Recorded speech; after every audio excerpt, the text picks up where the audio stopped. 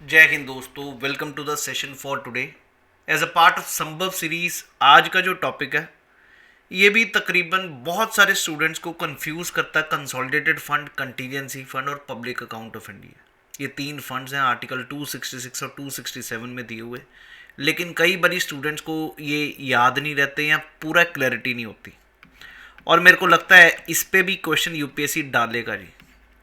इस चीज़ को आज हम डिस्कस करेंगे। और उसके बाद एक और इम्पॉर्टेंट चीज़ है जो नॉर्मली काफ़ी एस्पिरेंट्स को पता ही नहीं है जी, क्योंकि अक्सर सीडीएस की या एनडीए की तैयारी करते हैं, सीएफएफ की तैयारी करते करते ये फंस जाते हैं एसएससी में। कंसोलिडेटेड फंड से पैसे निकलने के दो तरीके, एक चार्ज एक्सपेंडिचर और एक मेड फ्रॉम। इस पर भी काफ़ी स्टूडेंट्स को क्लैरिटी नहीं होती, तो इन तीनों चीज़ों पे डिस्कस करेंगे इस सेशन में। अगर आपको ये मेरी सीरीज़ पसंद आ रही है तो दोस्त याद से सब्सक्राइब ज़रूर करिए और शेयर ज़रूर करिए, ताकि हमारा भी मनोबल बढ़े और आगे हम और अच्छे अच्छे वीडियोस लेके आए, not only on GS but also on maths and English. The authorization of the for the withdrawal of funds from consolidated fund of India must come from what. ये आईएएस 2011 का क्वेश्चन है जी। इसी प्रकार all revenues received by the union government by way of taxes and other receipts for the conduct of government business are credited to what. ये भी IAS 2011 का question. इसी प्रकार सीडीएस 2013 का expenditure is not charge on the consolidated fund of India. तो charge expenditure कौन कौन से नहीं होंगे 2013 सीडीएस का। सीएफएफ 2013 में कौन से चार्ज एक्सपेंडिचर आते हैं। तो तकरीबन क्वेश्चन यूपीएससी ने पूछे हुए हैं इन टॉपिक्स पे। तो अब ज़रा स्टार्ट करने से पहले ये चीज़ समझाऊंगा कि यार दो प्रकार के हमारे, एक तो कंसोलिडेटेड फंड होता है और एक कंटीजेंसी फंड होता है। आर्टिकल 266 में उसमें 1 में कंसोलिडेटेड फंड ऑफ इंडिया समझाया गया। ऐसा नहीं कि सिर्फ इंडिया का होता, स्टेट का अलग होता है जी consolidated fund of state.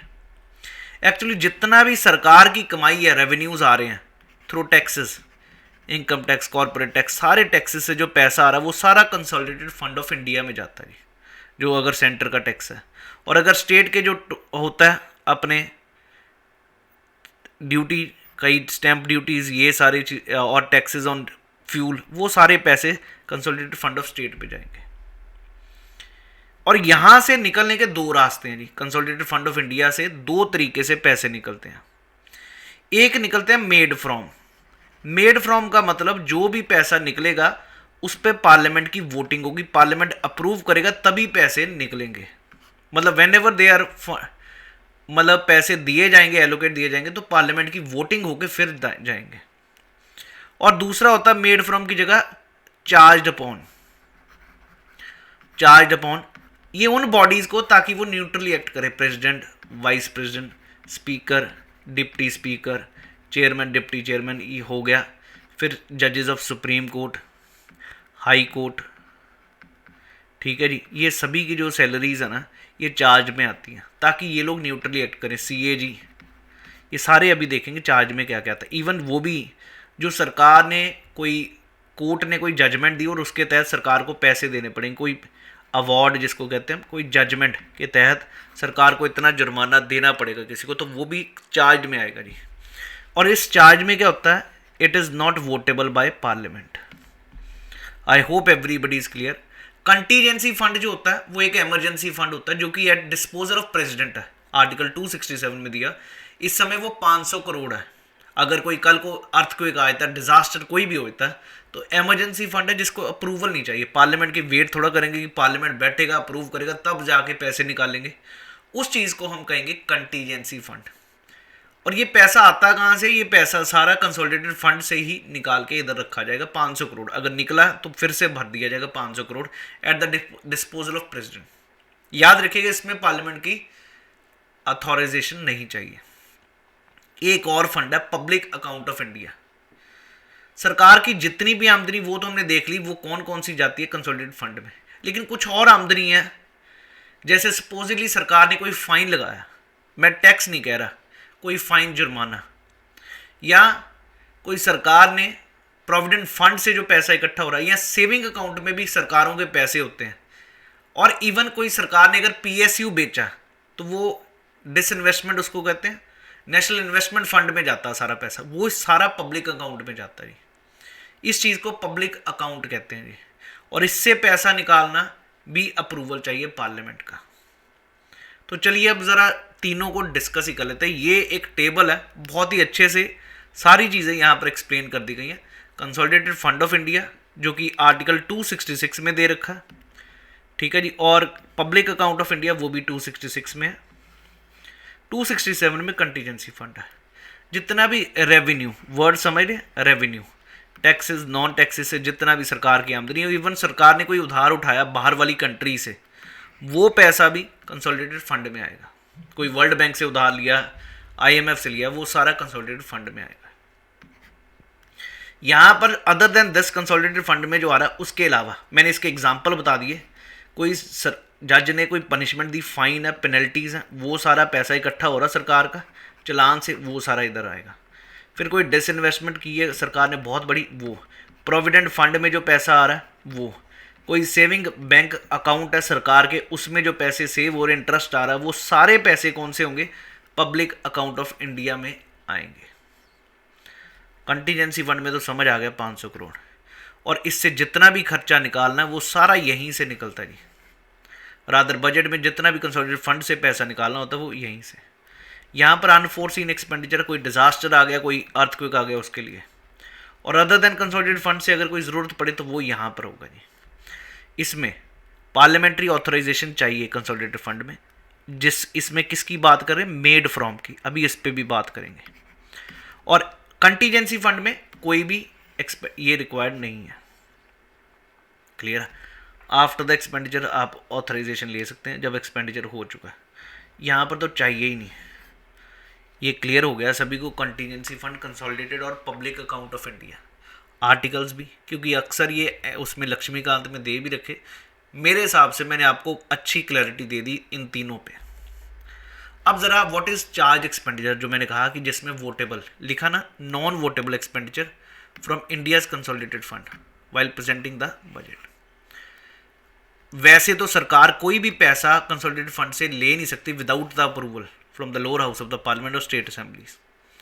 But एक चार्ज एक्सपेंडिचर है जो कि fully independent of legislative bodies है, क्योंकि इसका मेन ऑब्जेक्टिव क्या है, funding and spending is to defend deliver essential services to all constitutional entities across India without parliamentary influence, ताकि यार पार्लियामेंट का इन्फ्लुएंस इन पे ना हो, क्योंकि पार्लियामेंट अप्रूव करेगा तभी पैसे निकले, तो naturally they are under influence.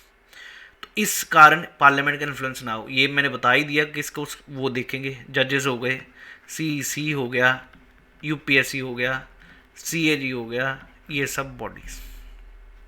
So non votable expenditure determined और submitted by consolidated fund of India for government entities is called basically this charge expenditure. अनुच्छेद आर्टिकल 112 में हमने पढ़ा ही हुआ Indian constitution for a better understanding of the spending. Under 13, the vast majority of these charge expenditure are utilized to preserve or safeguard the varied interests of Indian judicial bodies, President of India, constitutional bodies within each state. ये point to be noted है जी। और 322 ये भी बात करता है, includes all allowances under charge expenses for paying public service providers in India. तो even judiciary का जितना खर्चा है वो सारा चार्ज में आता है। UPSC का जो जितना खर्चा वो भी चार्ज में आएगा। आई होप एवरीबडी इसके, जिसमें पार्लियामेंट की वोटिंग नहीं होगी। तो वो कौन कौन से ये देख लेते हैं, इमोल्यूमेंट्स और the pensions, allowances, expenses of presidents office, ताकि पार्लियामेंट इसको कंट्रोल ना कर सके। Speaker, deputy speaker of the Lok Sabha, chairman and deputy chairman of Rajya Sabha, उनके सैलरीज, बेनिफिट्स, जजेस ऑफ सुप्रीम कोर्ट, जजेस इन द हाई कोर्ट्स। याद रखिएगा पेंशंस है, सैलरीज नहीं, ये पॉइंट टू बी नोटेड है जी, क्योंकि जज की, हाई कोर्ट के जज की जो सैलरी होती है ना, वो कंसोलिडेटेड फंड ऑफ स्टेट से आएगी, क्योंकि स्टेट की सर्विस दे रहा है इसलिए। उसके बाद CAG, उसके बाद UPSC, उसके बाद सुप्रीम कोर्ट का wages, allowances, pensions of the supreme court, CAG, UPSC, ये सब। Sinking fund charges, redemption cost, expenditure pertaining to the financing of loans, जो लोन ले रखे सरकार ने उसको वापस पे करने के वो जो पैसे होंगे वो भी इसमें होंगे। कोई कोर्ट और ट्रिब्यूनल की जजमेंट के तहत सरकार को कोई पेमेंट करनी है, डिक्रीज जजमेंट ओनली और award, that parliament declares to be so charge. Is everyone clear? ये चार्ज वाला क्वेश्चन अभी आपको दिखाया था CFF 2 से। अब जरा authorization for the withdrawal of fund from the consolidated fund India comes from the Parliament of India. Good question. All revenues received by the union by way of taxes and simple a consolidated fund of India. अगला not charged salary of judges of the high court, क्योंकि ये consolidated fund of state से है। बाकी तो है ही जी, pensions भी, salary of speaker of Lok Sabha भी है।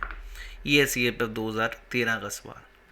अमॉल्यूमेंट्स and allowances of the president and expenditure relating to his office, बिल्कुल है जी चार्ज में। Chairman deputy chairman of council of states means Rajya Sabha, speaker and deputy speaker of the house of people, ये भी है। डेप्ट charges for the government of India which is to for which government is liable, बिल्कुल ये तीनों है जी। इन तीनों को अभी हमने पढ़ा जो चार्ज एक्सपेंडिचर में आता। I don't know how you people are feeling, but I feel I have मतलब sufficiently आपको चार्ज और मेड फ्रॉम में फ़र्क भी बता दिया और क्वेश्चन पूछे हुए हैं। अगर आपको भी लगता कि यार शायद इससे पहले नहीं पता था पर आज थोड़ी और क्लैरिटी आई, इन 3 फंड्स के बारे में समझ आ गया, तो प्लीज़ कमेंट सेक्शन में लिखिएगा ज़रूर, लाइक भी करिएगा और शेयर भी करिएगा। इस संभव सीरीज़ को हमने संभव बना के रहना सभी लोगों तक जिनका बहुत टाइम से CDS का पेपर नहीं क्वालिफाई हो रहा। मैं सब टॉपिक्स, छोटे छोटे टॉपिक्स, पार्लियामेंट की मोशंस पे, क्योंकि जो जो मुश्किल लगते हैं टॉपिक सब कवर करूंगा जी। और मैं इतना श्योरिटी दे सकता हूँ कि 60 नंबर इजीली इस सीरीज़ को फॉलो करते करते ही हम अचीव कर सकते हैं in the coming paper. Frequency भी बढ़ेगी, जैसे जैसे लोग जुड़ेंगे बिल्कुल फ्रिक्वेंसी इन टॉपिक्स की भी बढ़ेगी और 15 से 20 मिनट में टॉपिक हम कवर करेंगे अच्छे से। अगर आप लोगों को ये अच्छा लगे तो please hit a like button, share करिएगा, सब्सक्राइब करिएगा। Thank you. जय हिंद एवरीवन।